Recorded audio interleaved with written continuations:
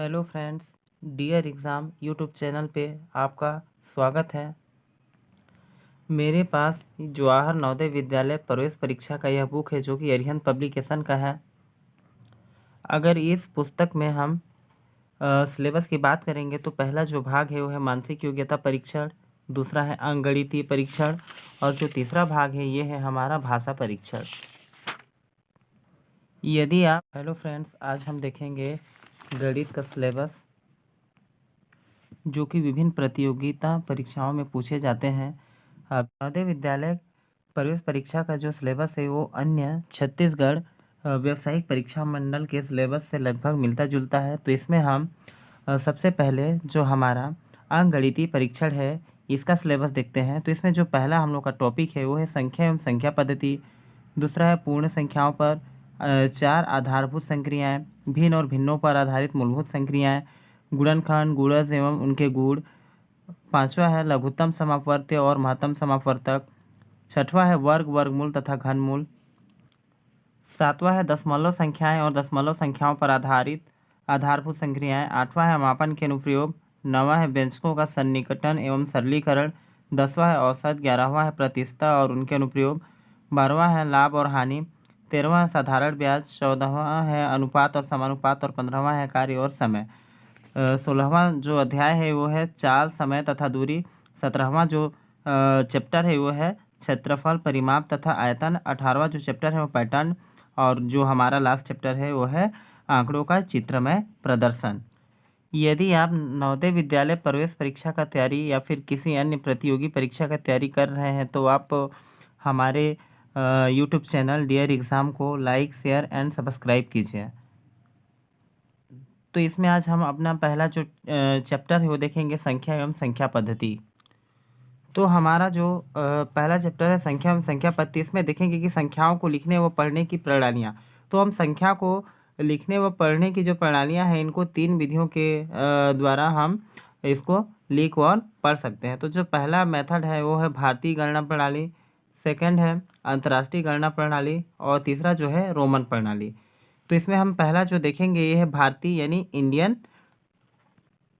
Number system. इसको हम बोलते हैं दार्शनिक प्रणाली। तो आपको दोनों नाम याद रखना है कि जो भारतीय गणना प्रणाली है उसको हम दार्शनिक जो है प्रणाली के नाम से भी जानते हैं। इसका एक अन्य नाम है हिंदू अरबी गणना प्रणाली। तो इस प्रणाली में हम संख्याओं को लिखने के लिए केवल 10 संकेतों का प्रयोग करते हैं। कितने संकेत का प्रयोग करेंगे? 10। तो ये 10 संकेत कौन से होंगे? 0, 1, 2, 3, 4, 5, 6, 7, 8, 9। ये कुल 10 संख्याएं हैं। इन्हीं 10 संख्या का उपयोग करके हम कोई भी संख्या लिख सकते हैं। तो इस संख्या को हम बोलते हैं हिंदू अरेबिक न्यूमरल्स। तो हम भारतीय जो गणना प्रणाली है इसके कुछ अन्य नाम देखें, जैसे दार्शनिक प्रणाली, हिंदू अरबी गणना प्रणाली और हिंदू अरेबिक न्यूमरल्स। तो इसमें हम कुल कितने संख्या का उपयोग करते हैं? कुल 10 संख्या का उपयोग करते हैं। तो इसको लिखने के लिए हमको जो संख्या का जो स्थान होता है उसको क्रमशः इकाई, दहाई, सैकड़ा, हजार, 10,000, लाख, 10 लाख, करोड़, 10 करोड़ आदि संकेतों का प्रयोग करते हैं। हमारा दूसरा जो गणना प्रणाली है वो है अंतर्राष्ट्रीय गणना प्रणाली। इसको बोलते हैं इंटरनेशनल नंबर सिस्टम। तो इसमें जो है हम देख सकते हैं कि जो ये अंतर्राष्ट्रीय गणना प्रणाली है यह जो है विश्व की सर्वाधिक प्रचलित प्रणाली है और इसे जो है ब्रिटिश प्रणाली भी कहा जाता है। तो इसमें हम जो संख्या का स्थान होता है उसमें इकाई, दहाई, सैकड़ा, हजार, 10,000, 100,000, मिलियन, 10 मिलियन, 100 मिलियन इत्यादि संकेतों का प्रयोग करते हैं। तो यानी भारतीय गणना प्रणाली से क्या अंतर है इसमें कि इसमें जो है 10,000 के बाद लाख आता था, तो इसमें 10,000 के बाद 100,000 आ रहा है, 100,000 के बाद मिलियन, मिलियन के बाद 10 मिलियन और लास्ट में 100 मिलियन इत्यादि संकेतों का हम प्रयोग करते हैं। जैसे इसका उदाहरण देख सकते हैं कि ये इकाई, दहाई, सैकड़ा, हजार, 10,000, फिर 10,000 के बाद लाख आता है। तो लेकिन ये जो अंतर्राष्ट्रीय है इंटरनेशनल नंबर सिस्टम, इसमें हम 10,000 के बाद 100,000, 100,000 के बाद मिलियन, मिलियन के बाद 10 मिलियन, 10 मिलियन के बाद 100 मिलियन, इस प्रकार से हम संख्याओं को लिखते हैं। अगला तीसरा जो हम लोग का प्रणाली था वो है रोमन प्रणाली। तो इस प्रणाली में हम जो है अंकों को रोमन संकेतों के द्वारा दर्शाते हैं, जो कि हम नीचे जो टेबल्स है इसके थ्रू हम इसको समझ सकते हैं। जैसे ये जो संख्या है इसको बोलते हैं हिंदू अरेबिक पद्धति, और ये जो बीच वाला कॉलम है इस पे है रोमन पत्ती। तो इसको हम देखते हैं, जैसे एक के लिए एक लाइन, या फिर इसको आई भी बोल सकते हैं। 2 के लिए डबल आई, 3 के लिए ट्रिपल आई, 4 के लिए आई भी। इस प्रकार से आप टेबल में देख सकते हैं कि जो रोमन प्रणाली है उसका नंबर सिस्टम दिया गया है। तो इसमें हमें मेन 5 जो संख्या 5 है उसको याद करना पड़ेगा। 5 के लिए भी, अगर 6 हम लोग को जाना रहेगा तो 5 के लिए भी है, तो 5 में से 1 जोड़ेंगे तो 1 क्या होता है हम लोग का आई होता है, तो 5 और 1 6। तो इस प्रकार हम कोई भी जो हिंदू अरेबिक पद्धति यानी जो संख्या है उसको हम रोमन संख्या में कर सकते हैं। और इसी प्रकार हमको याद करना है 10 का, 10 के बाद 20 का, 20 के बाद ऐसे 30 का, 30 के बाद ये 40 का दिया है, 50 का दिया है, 100 का दिया है, 500 का और 1000। तो जैसे अगर हमको 90 का निकालना रहेगा तो 90 का कैसे निकालेंगे? 90 100 में से कितना कम है? 10 कम है।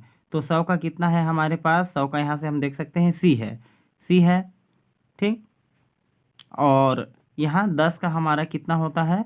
10 का हमारा होता है एक्स। तो इसका जो मान होगा वो हो जाएगा हमारा एक्स सी, यानी 100 में से 10 कम है। तो इस प्रकार हम रोमन प्रणाली निकाल सकते हैं। तो हम अब कुछ संख्याएं देखते हैं। तो इसमें जो है पहला है प्राकृतिक संख्या। तो हम गिनती के लिए यानी गणना करने के लिए जो संख्या का उपयोग करते हैं उसको बोलते हैं प्राकृतिक संख्या। तो प्राकृतिक संख्या हमारा 1 से प्रारंभ होता है और इन्फिनिटी यानी अनंत तक जाता है। इसकी कोई भी सीमा नहीं होती है, क्योंकि कोई भी संख्या में 1 जोड़ देंगे तो आगे की संख्या प्राप्त होती है।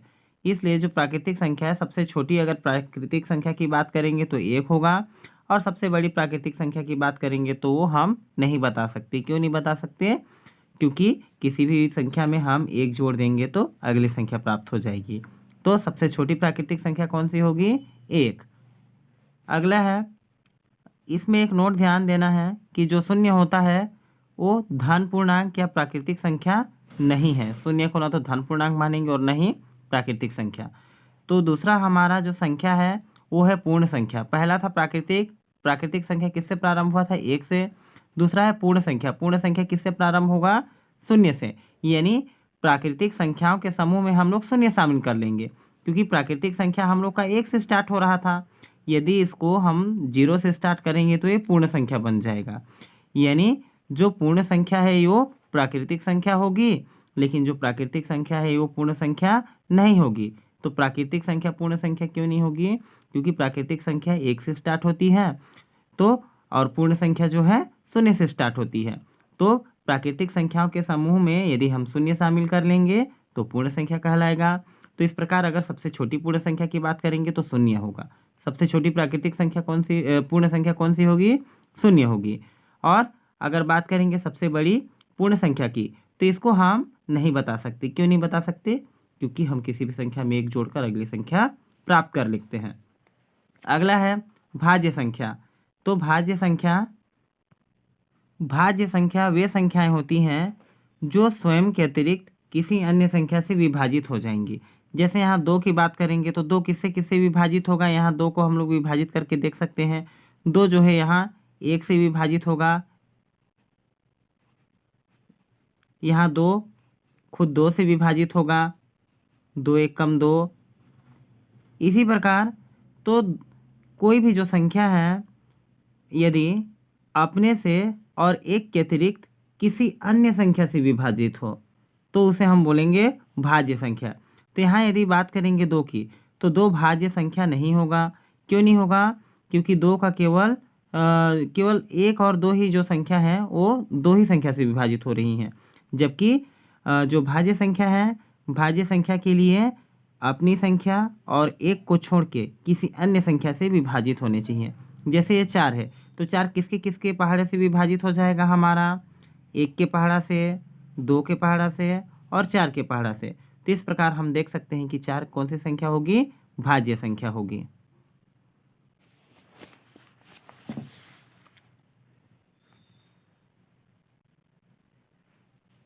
और अभाज्य संख्या। अभाज्य संख्या किसे बोलेंगे?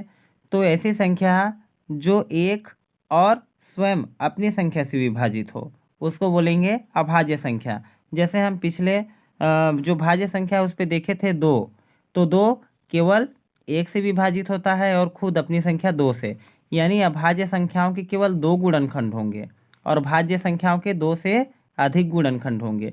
तो अभाज्य संख्या को हम लोग कैसे पहचान सकते हैं कि इसके केवल 2 गुणनखंड होंगे, यानी एक की जो 1 से विभाजित हो और दूसरा स्वयं अपनी संख्या से, तो उसको बोलेंगे अभाज्य संख्या।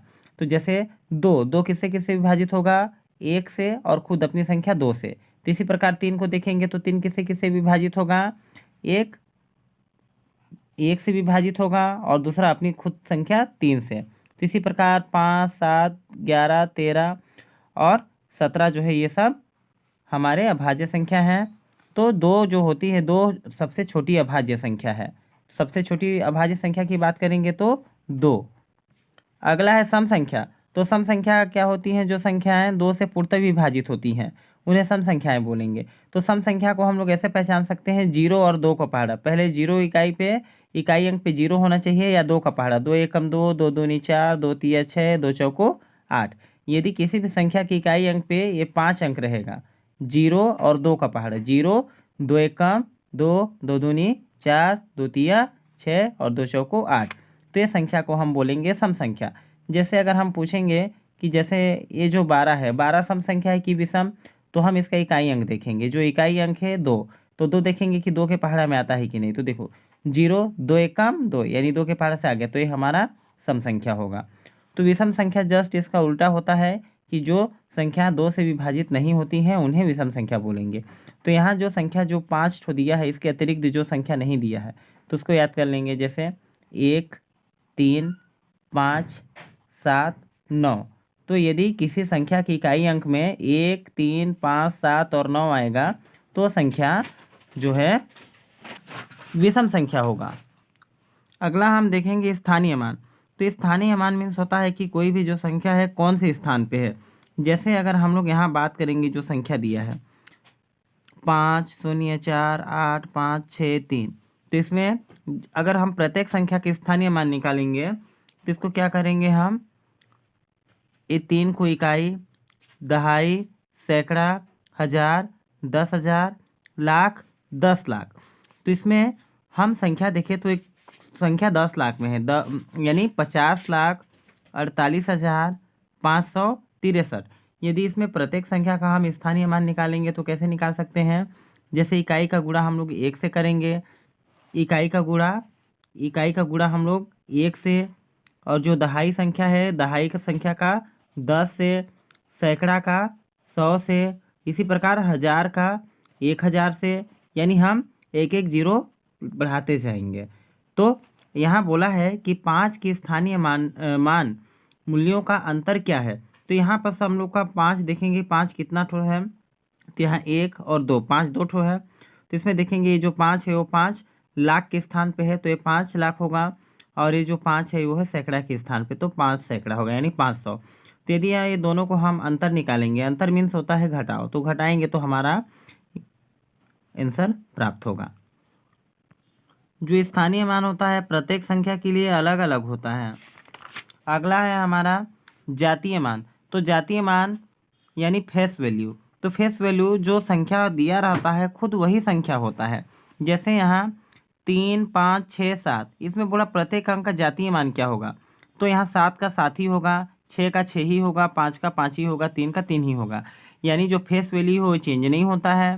तो इस प्रकार हम स्थानीय मान और जातीय मान में अंतर स्पष्ट कर सकते हैं। पूर्व मीन्स होता है पीछे का संख्या, यानी किसी भी संख्या में 1 घटा देंगे तो हम लोग को पूर्ववर्ती संख्या मिलेगा। जैसे 27 का पूर्ववर्ती यानी 27 में 1 कम करेंगे तो कितना मिलेगा, 26। अगला है उत्तरवर्ती संख्या। उत्तरवर्ती इसको परवर्ती भी बोलते हैं। तो परवर्ती संख्या यानी किसी संख्या में 1 जोड़ देने पर प्राप्त होती है, यानी 12 का उत्तरवर्ती 12 में 1 जोड़ेंगे तो